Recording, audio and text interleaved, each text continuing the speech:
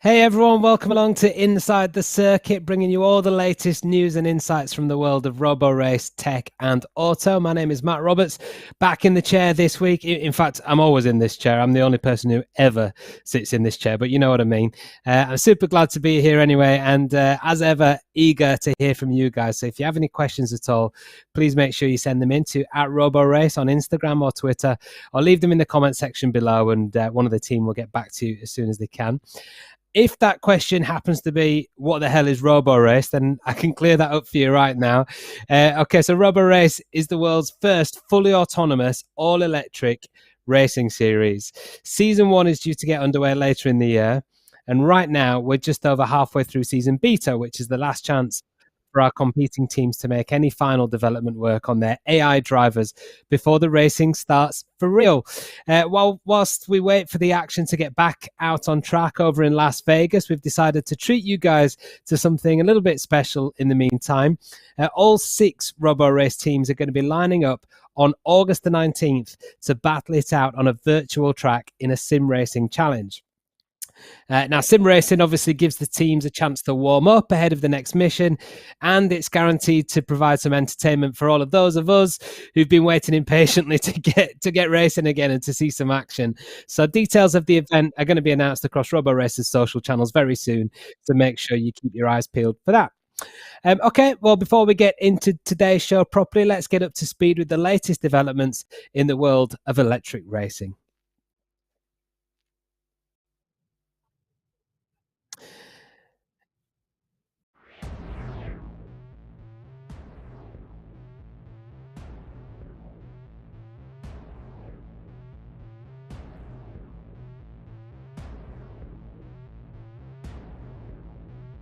Two events. Sardinia has now been named as the replacement for Brazil, which is great news for the championship, obviously. And the next round of Extreme E, by the way, is in Greenland at the end of this month. Okay, moving on now to with today's show and back to Roborace. We've got the next installment of our series where we shine a light on the companies and universities behind our competing teams. And for episode 3 today, we're taking a look at our newest team in the competition, and that's PoliMOVE.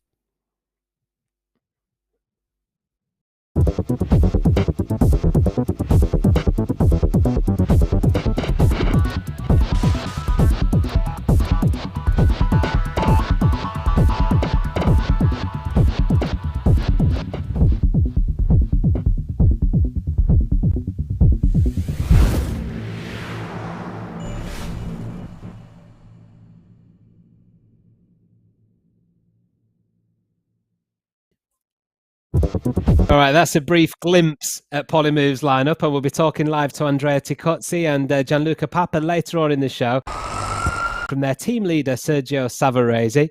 But just to give you a bit more background, PoliMOVE consists of students all studying at the Polytechnic University of Milan, which was founded in 1863 by Francesco Brioschi. I'm sure you knew that, making it the oldest university in Milan. And it's also the largest technical university in Italy, with about 42,000 students all studying courses in engineering, architecture, and design.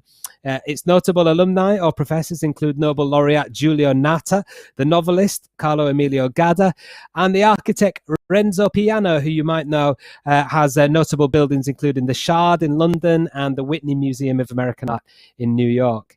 Now, the latest generation of super brains in PoliMOVE have been working on some really interesting projects of their own recently. Let's take a quick look at just a few of them.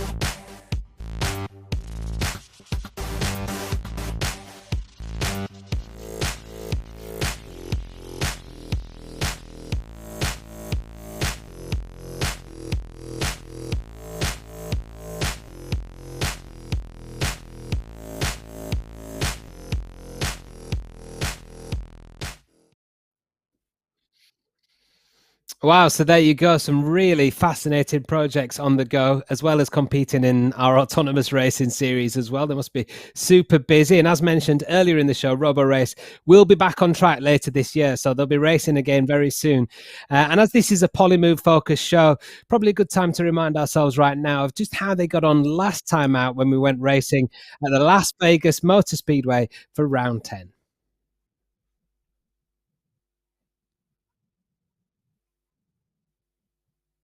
Off goes the Deadbot 2.0, and immediately you can see the loot, the yellow and pink loot items and the red floating ghost car. They ran into the back of it, and before they actually completed the ghost car vanished. That was a bit of a disaster that for PoliMOVE, who didn't have a single bit of contact out there yesterday. You can see PoliMOVE definitely going for caution again, but they have pulled out to try and make the pass this time, and they've done it. PoliMOVE, well, that is a huge improvement from yesterday. They are able to make overtake through the chicane. Can they make another overtake? They're going for it. They go around the outside, and yes, they've done it. They've got that one absolutely down, haven't they? To my untrained eye, at least, looks like the easier overtake to make. And again, they run into the back of the ghost car just the second before it disappears. What they've been doing then is waiting till they're out of the left-hander. Then the ghost car moves right. They move left. They hit the throttle. They go around the outside, and they overtake again. Fantastic stuff. A third overtake. And it really is a tale of two halves, this, isn't it? One of the ghost cars out there, they really seem able to work around. The other one is catching them out. And down this short straight towards turn 4, can they judge it a bit better this time? No, they've hit it again. They're just accelerating a bit too early, I think, aren't they? The car may be reacting or anticipating a bit too much in advance. Let's see if they can do it again. They've done it spot on each of the first 3 laps, and it should be just rinse and repeat now. Yeah, round the outside, clean passes made, and that means that they are going to have 4 overtakes by the end of the run.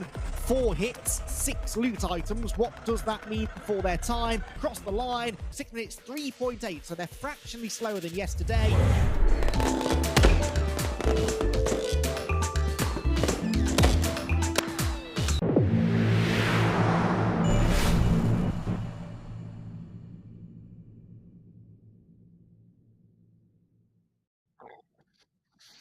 Well, that was only PoliMOVE's second mission, so they might be bottom of the table already in just those 2 appearances is really impressive, and we're predicting big things for this team in the upcoming missions. As you can see, Acronis SIT still sitting pretty at the top of the standings after round 10, but with the disappointing last few rounds for Arrival Racing, they've allowed ARG to catch up with them, and they now sit joint second with MIT in third. So it's all set up really nicely for when we get back on track and season beta resumes. Right, now we'll be talking very shortly live to some of the guys from PoliMOVE, but our super producer Lisa decided to do some extra work herself again this week, and she set up a chat with the team principal Sergio Matteo Savarese to get his thoughts on the season so far.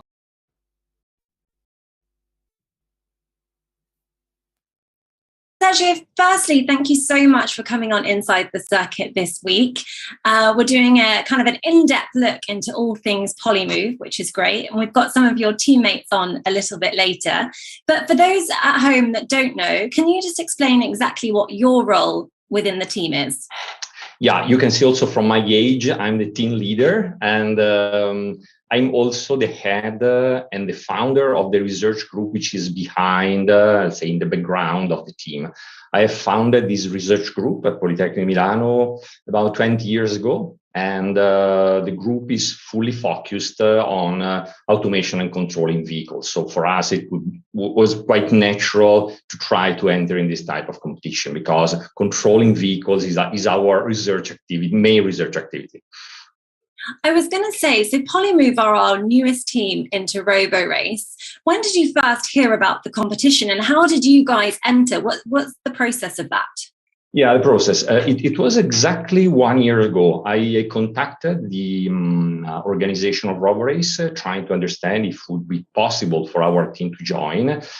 We had quite a long onboarding process, which was completed in, let's say, end of January this year. So we officially started our first race in March in mission 3. So it took some time to onboard, but we finally, let's say, became an official member, independent team of Roborace. I was going to ask you, overall, have you been pleased with your results, and where do you think you could have done a bit better? Well, I mean, overall, I'm happy because we started quite cautiously in mission 3. We ranked 4, which was good, let's say, good position for being such an experienced team. And I was very happy of our second place in mission 4. We ranked the second place behind Acronics in both, let's say, race 9 and 10. So overall, very happy of the results. So yeah, we can always do something better or more, but overall I'm quite happy since we have been the last to onboard Roborace, and we immediately have been able to catch up with much more experienced teams. So I'm quite happy of the results and the performance of my team. Yeah. Now, we are waiting for the next mission to happen. For various reasons it hasn't, which is a massive shame, but we are hoping to put on some sim racing in the next few weeks. Are you guys excited for that? And how does that compare to, you know, your real life racing, even though it's still virtual racing? Yeah, we are very much used to play also in a simulation environment, and Roborace have prepared a simulation platform, which is extremely realistic. So we practiced a lot also for the real races in a simulation environment. So again, technically speaking, no big difference, because what we have seen that if you try something in a simulation environment and then you move to the real car, more or less the behavior is the same. So again, technically speaking, no big difference. Of course, what a simulation race can provide is much more practice time, which is much more difficult, of course, with the real cars. But again, we believe that we have to be more and more used to play, let's say, with no big difference between a real competition, simulation competition, because, let's say, Roborace is going in this direction to mix virtual reality, real cars with real drivers, real cars with artificial intelligent drivers. Is mixing everything. So we like this idea of, let's say, changing situation and changing environment in every mission. So that's fine. I appreciate that we also have the opportunity to try to compete in a pure simulation environment. That's fine. That's okay. And I guess racing is better than no racing at all. So everyone's a winner. Definitely. Now, Sergio, what do people say when you explain to them that you're involved in Roborace, in autonomous racing? Are they surprised by that, or do they ask what the hell it is? No. They're not surprised. They like a lot the idea of, let's say, having research groups like mine involved in this type of competition, because, you know, today there is a quite general perception that the autonomous cars, the automatization of the car is going to be really a big technical challenge for the next years. And there is a general feeling that the automatization of the car, the autonomous car, will really change the personal mobility and our way to leave the city and to move in the city and so on. So there is a big expectation towards the autonomous cars. And let's say, I got the feeling that people fully understand that what we experience and test in a racing context can be transferred to real cars on public roads. So I got a really positive acceptance and enthusiasm in what we are doing. I'm really happy to have been joining this competition, really. Oh, well, that's great to hear. And we're really happy that you guys are on board, and we can't wait to see you guys back out on track, and hopefully in the next couple of weeks on a virtual track in our sim racing. Sergio, thank you so much for chatting to us today. Thank you very much. Thank you.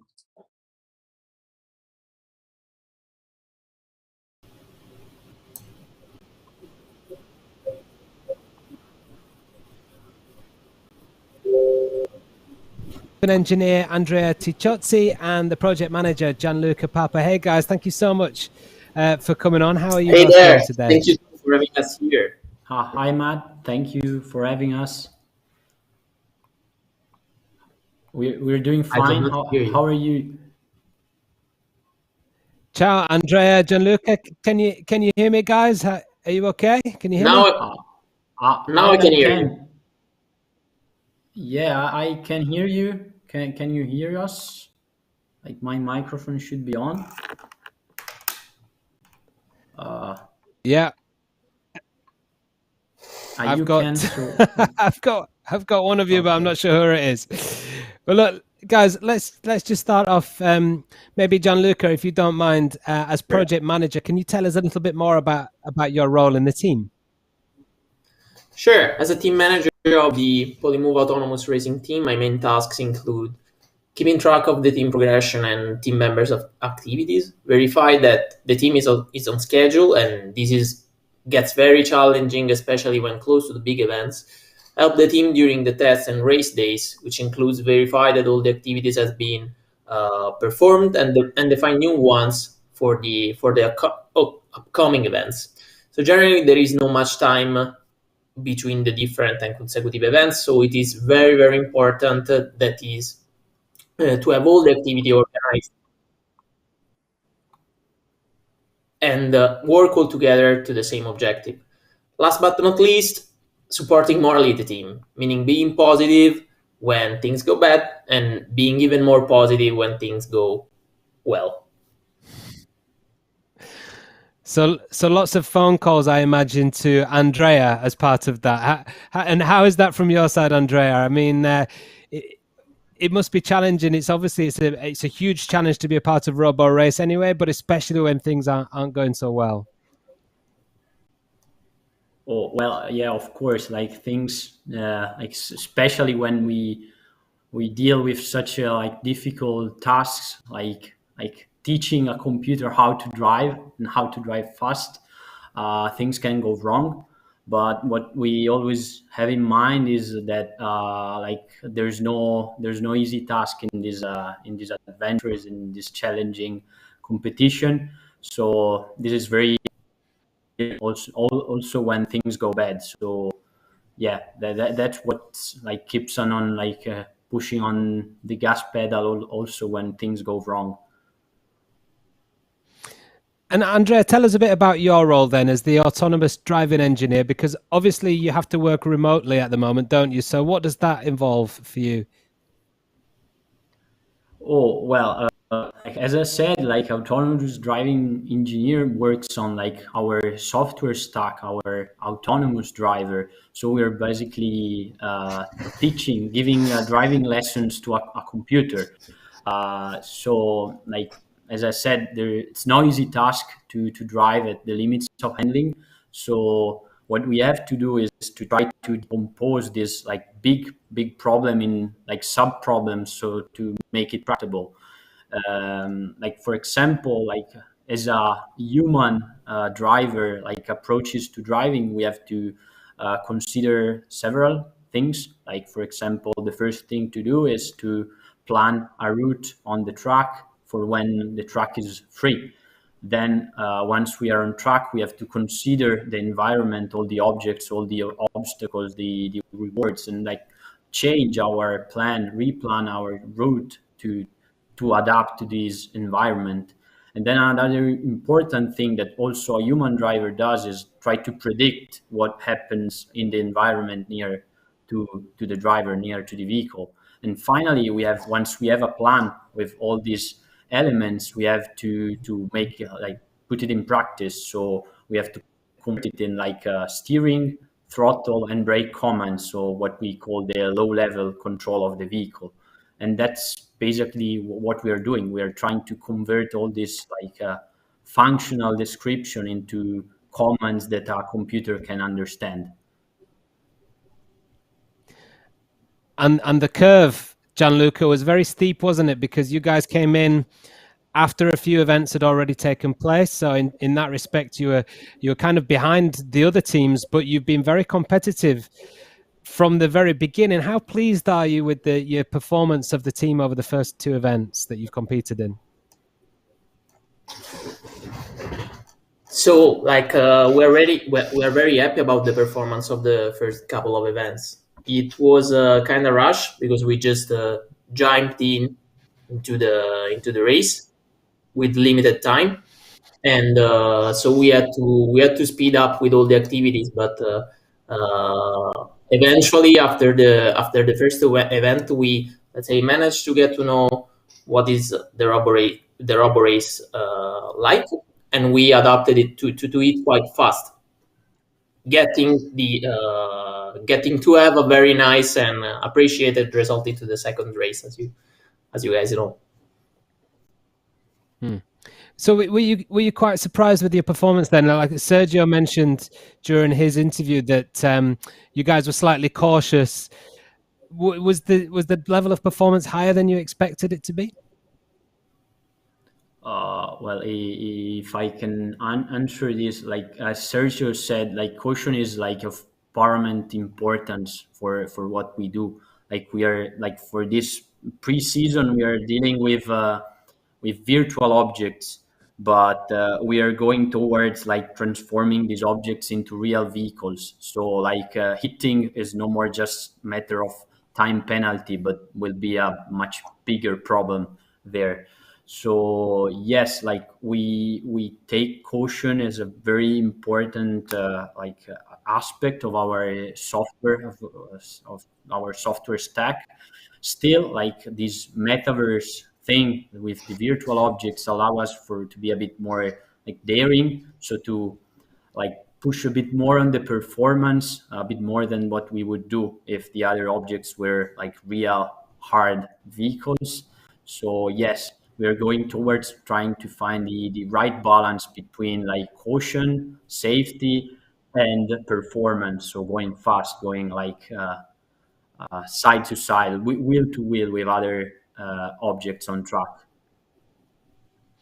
Okay, well, actually, I'll ask this question to Andrea, because that brings us nicely to the sim racing challenge that we have for you in a couple of weeks' time. Do you see these, first of all, the sim racing, but also the metaverse as an opportunity to take more risk and to push the boundaries a little bit more before we actually progress to wheel racing? Will we see something kind of new and adventurous from you guys, Andrea? Yes, actually, yes. This simulation race that came out like as kind of a replacement for Mission 5 that is a bit like on pause for now is a big challenge. But at the same time, like simulation is our first like development field. We have gained much more like track time, track experience in simulation than in the real track. So with this opportunity of like trying out code and solutions in simulation with the metaverse is a great opportunity for us to test before going on track. So this simulation challenge will be very interesting, as we will try stuff as we would do for the real race, but in simulation, where things are even more safer. Okay, well, really looking forward to hearing that. Now, can I ask you a little bit more about the metaverse? For you, Andrea, obviously it's a challenge. It's going to be involved in the sim racing, as you just said. It's also fun, isn't it? You know, do you kind of engage in it in a fun way as well? Yeah, like metaverse is really fun, not just because of this like practical thing that allows us for like testing like in a safer way, but also because like Roborace organizers like always use metaverse to present us new scenarios that are different from what we saw like the month before. Like for example, next time we will have this like moving metaverse objects that will be rewards, so we have to hit, and the reward will depend on the speed we have when we hit them. So it's very like with real objects that wouldn't be really possible, but with this like metaverse possibility, we have the possibility to experiment totally different problems that are very fun sometimes. Yeah, cool. I love it. I think the metaverse is fantastic. But of course, in Italy, there is such a huge tradition for motorsport.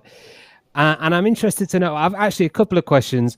One about, for you guys, when you tell people that you're involved in motorsport, but in autonomous racing, I wonder what the reaction is like. And also today, with two Italian guys with me, it would be remiss not to ask you about Valentino Rossi, who's just announced his retirement from MotoGP today. So just a word from both of you on that would be great. We'll go with Gianluca first.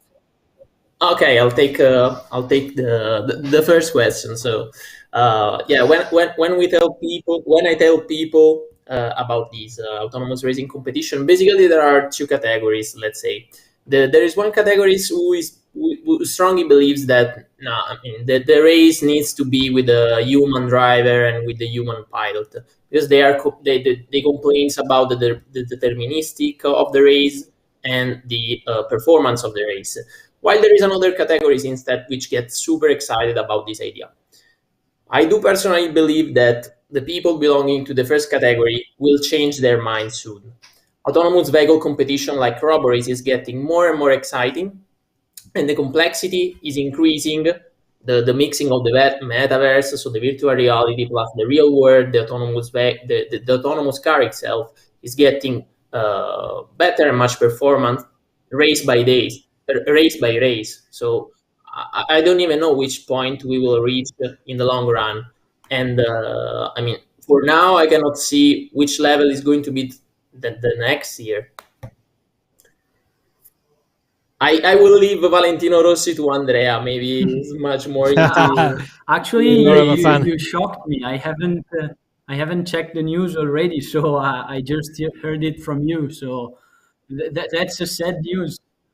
But yeah, like since like Valentino Rossi is retiring, maybe we have to consider with Roborace people to start working also on autonomous motorcycle pilots for next year.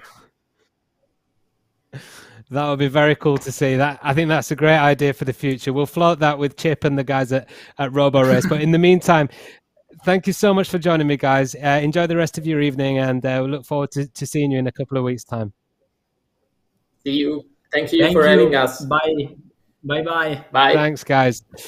All right. Well, as the guys mentioned, yeah, Mission 5 might be a little way off just for now, but instead, we've got something really exciting lined up for you to keep you all entertained. So next time out on Inside the Circuit, it's a sim racing special. All 6 teams will be going head to head, battling it out on our virtual world to see who can master the sim challenge. So that's August 19th, right here on the Roborace Twitch channel. I'll be back in the hot seat for that one. So please do come along and join us. Should be a lot of fun. In the meantime, as always, please do stay connected. You can always get